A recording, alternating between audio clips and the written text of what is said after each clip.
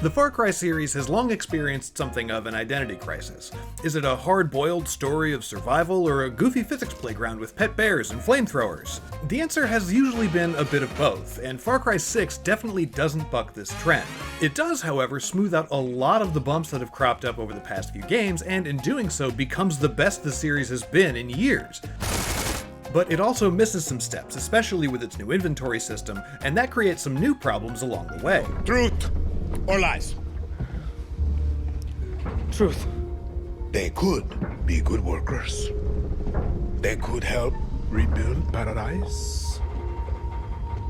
But if you wanted them to live, you would have never set foot on this fucking boat. Far Cry 6 once again sees you trapped in a huge open world controlled by a charismatic madman, this time on the fictional island nation of Yara. Even after this many games, the job of turning all the red dots in your map into blue ones is still a good time, whether by sneakily silencing every enemy guard or by going the less subtle route of throwing bullets and molotovs at them until nobody's left.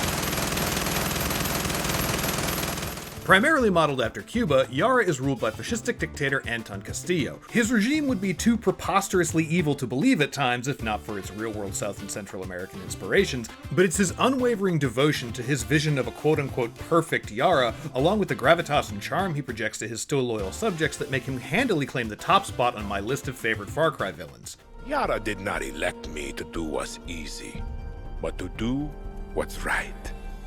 Every one of Esposito's scenes are captivating, particularly as you get deeper into the 30-odd hour main story. That story can be a fairly predictable affair, with all the psychotic bad guy lackeys, sudden but inevitable betrayals, and tragic yet motivational character deaths you'd expect from a big-budget popcorn flick.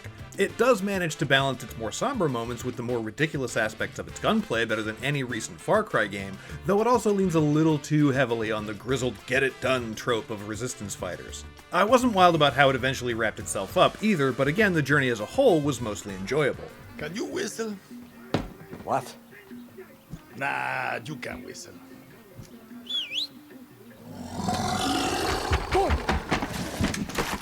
I did notice some minor framerate issues during cutscenes on Xbox Series X, but the decision to return to third person for them is a good one, especially if you choose the femme version of main character Danny Rojas. That's thanks to an earnest performance by actress Nissa Gunduz, who in no way feels like she's playing second fiddle to the big-name celebrity on the box art.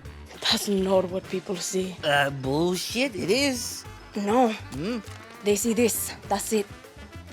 But I'm okay with that. Far Cry 6 clearly wants to be a more socially responsible game than its predecessors too, and to its credit, it does make an effort to tackle some social issues, even if the script might stumble a little over the reality of some of those moments. That said, it still feels trapped between presenting an authentic representation of Latin American culture and a gonzoed up version designed to please mainstream Western audiences. The world itself seems like a gorgeous rendition of South and Central American life, but the script sometimes relies so heavily on specific colloquialisms that it feels like it borders on caricature. Or more egregiously, there's the cockfighting minigame. That's basically Mortal Kombat with chickens, and I know it's technically legal in Cuba, but come on, guys. That looked like it hurt! While previous Far Cry games have mostly pitted us against pirates, mercenaries, and cultists, not to mention evil cavemen and cyber commandos, Far Cry 6 makes its bad guys a properly organized and equipped army. It's a little straight-laced given the series' origins, but it also provides more diverse and engaging encounters. Enemy captains can call in reinforcements or airstrikes to flush you out of a sniper nest, while medics will revive wounded comrades. And that gives you interesting reasons to prioritize your targets beyond who might see or shoot at me next. On top of that, Far Cry 6 is the strongest the series has ever been when it comes to turning fleets of trucks, helicopters, and tanks into fiery metal scrap. I've spent a lot of my playthrough clearing out checkpoints without raising an alarm, but there's a very special brand of joy that comes when you're speeding down a highway trashing a convoy with mounted machine guns while blasting Ricky Martin. Taking a cue from Far Cry New Dawn, 6 provides not just the usual truckload of real-world weapons, but also a selection of what it calls resolver weapons and rides, named for the Cuban idiom for making do with what you have. These ramshackle kill-a-majigs range from a portable EMP cannon to my personal favorite, an upgradable minigun made out of an old motorcycle engine. There are also a handful of similarly jury-rigged vehicles to find around the world whose multifunction designs made them invaluable. You've really gotta love a dune buggy that hot swaps into a paraglider. Rounding out your arsenal are Supremos, which are effectively ultimate abilities duct taped to a backpack along with a bunch of depleted uranium.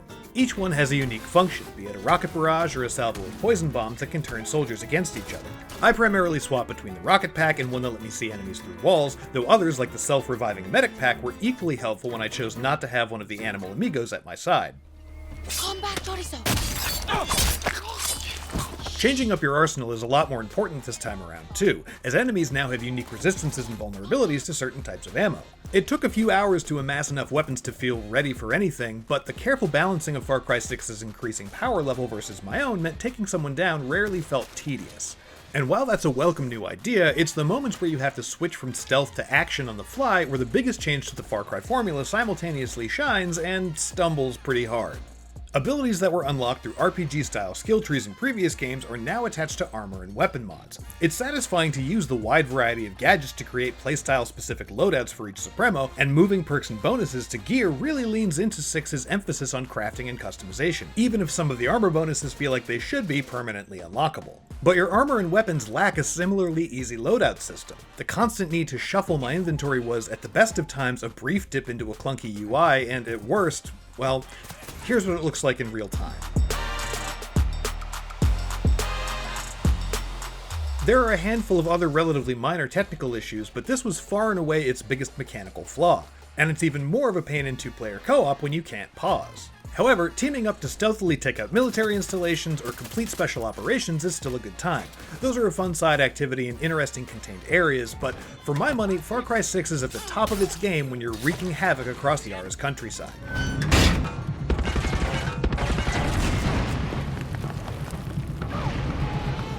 Far Cry 6 is some of the most fun I've had with this series in nearly a decade. Its cast delivers strong performances across an enjoyable story, even if it's also a fairly predictable one that doesn't always land the bigger swings it tries to take. And despite some faltering new inventory mechanics and a handful of bizarre design choices, its creative weaponry and more diverse crew of enemy types means capturing an outpost, ransacking a convoy, or even just taking a ride with a buddy has never felt better. There's a lot more to say about the latest installment in the Far Cry series, and you can read my full thoughts on IGN.com. And if you're starting the revolution for yourself, why not check out 20 Things We Wish We Knew before starting Far Cry 6. For everything else, you're already in the right place here at IGN. Come on. I just hijacked the convoy.